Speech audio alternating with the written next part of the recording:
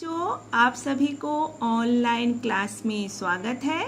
तो मैं आप सभी के लिए व्याकरण शब्द और उनका वर्गीकरण लेकर आई हूँ। इसको इंग्लिश में कहा जाता है वर्ड्स एंड देयर क्लासिफिकेशन। शब्द के बारे में हम जानकारी देंगे आप सभी को। शब्द की परिभाषा, वर्णों के सार्थक मेल को शब्द कहते हैं। शब्द वाक्य में प्रयोग किए जाने पर वही शब्द पद कहलाते हैं। जैसे अगर हम मकल एक शब्द नहीं है क्योंकि मकल का कोई अर्थ नहीं होता है।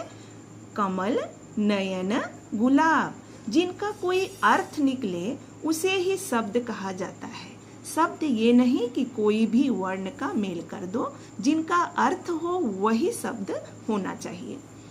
जब शब्द वाक्यों में प्रयुक्त होते हैं तो उनके रूप में लिंग, वचन या कारक कुछ परिवर्तन हो जाता है। लिंग, वचन, कारक द्वारा परिवर्तन रूप पद कहलाते हैं। जब यहाँ कमल शब्द था, जब तक वह स्वतंत्र था, अकेला था, तब तक ही वह शब्द कहलाता था। पर वही शब्द किसी वाक्यों में आकर जुड़ जाता है। कमल एक फूल का नाम है, तो कमल एक वाक्य में प्रयुक्त हो गया। अब इसे शब्द नहीं पद कहलाया जाएगा, क्योंकि यहाँ पे क्रिया, कर्ता, कर्म के साथ यह जुड़ गया है, तो वह शब्द पद बन जाएगा। गुलाब का फूल बहुत सुंदर है। गुलाब जब तक अकेला था, तब तक स्वतंत्र था, तब तक वह शब्द था। पर गुलाब का यहाँ पे वाक्यों में प्रयुक्त हो गया है।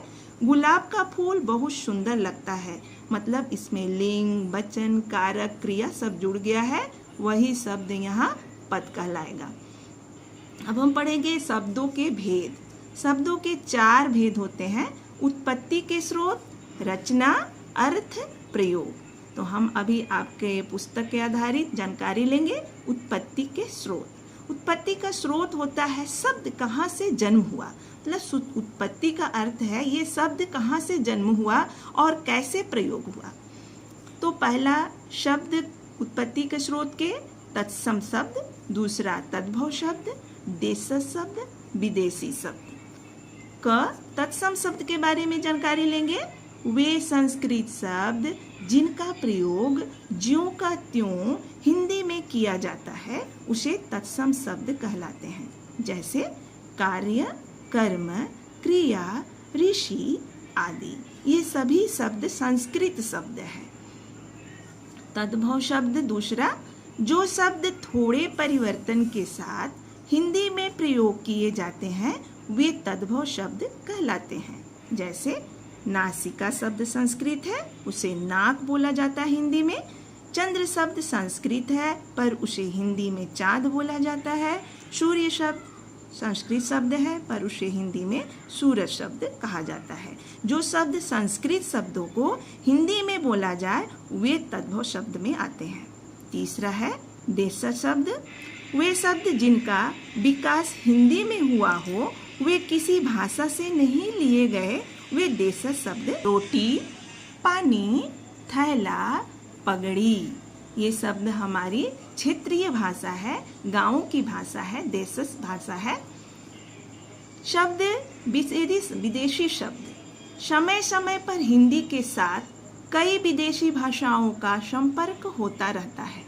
उनके कई शब्द हिंदी में आ गए हैं, उन्हें विदेशी शब्द कहते हैं।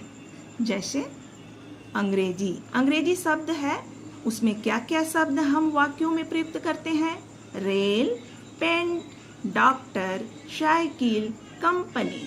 अरबी भाषा में हम कौन कौन से शब्द वाक्यों में प्रयुक्त करते हैं? सबूत, साबित, खबर, अखबार। फारसी भाषा नस्तर, तस्तरी, जरूरत, फकीर। चीनी में चाय, तूफान आदि। तो बच्चों, आज मैं आप सभी को शब्द के स्रोत के आधार पर उसके उत्पत्ति के बारे में पढ़ाया। मुझे पूरी आशा और उम्मीद है आप सभी को जरूर समझ में आया होगा। धन्यवाद।